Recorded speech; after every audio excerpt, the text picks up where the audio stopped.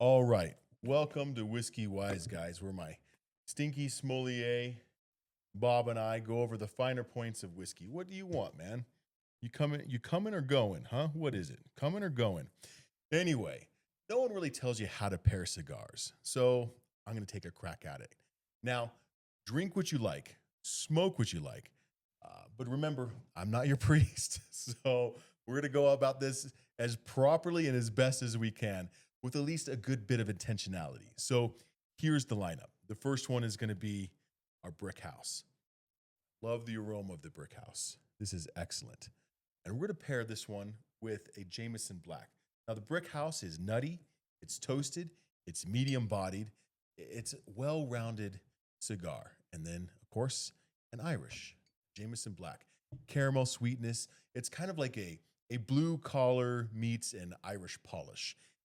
It's one of those handshakes that are pretty eager, lasted a little longer than expected, but you're really glad to be appreciated. That's how I would look at it. The next is a Romeo and Julieta. I learned about these ones on Joe Rogan. And this is actually a well priced, decent smoke with a decent draw, a good type wrap cigar. I mean, it's just the bang for your buck is just pretty solid when it comes to a man cigar. The cedar is like a soft spice. It's a refined balance, and we're to go with a Johnny Walker 18. This gives you that honey, that dried fruit, just a whisper of smoke, and the pairing. It really doesn't argue. It's kind of like in a negotiation back and forth. Two adults in a room talking good philosophy with good lighting. The next, I love the aroma of the Monte Cristo White right here. Monte Cristo White. This is excellent. And Don Julio Blanco. All right. So the cigar is going to be creamy. It's going to be clean. It's going to be elegant. The Blanco tequila is bright. It's 100% agave. It's citrus. This is like a linen shirt and beautiful sunlight, a nice coastal breeze, no peat, no shouting, just like crisp confidence. And then the next one, of course, we're going to stop being polite. This is the CAO Italia. This is a solid, robust, you know, put hair on your chest kind of cigar. Espresso, pepper, dark earth, and then a good pairing would be your Woodford Reserve. Answers with caramel, toasted oak, dark cherry. I've never tasted dark cherry, but that's what it says. Some of the sommeliers, I can kind of smell it, maybe.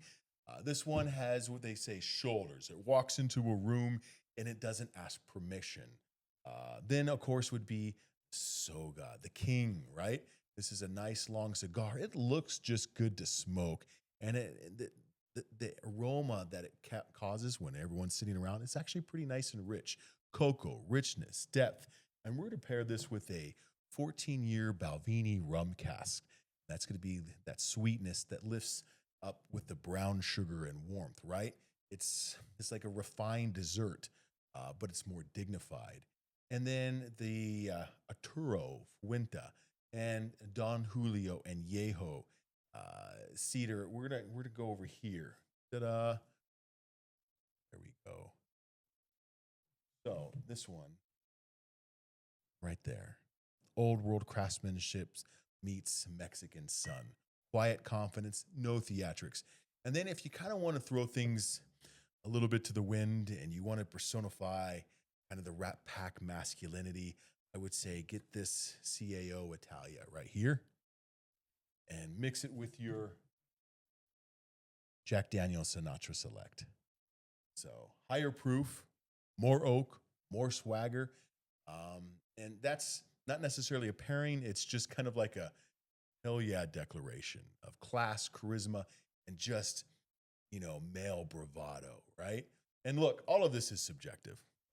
Pair what you love, pair what you like. But if your cigar tastes like cardboard and your whiskey tastes like diesel or gasoline, that's on you. Because remember, some standards do matter. Anyway, there you go.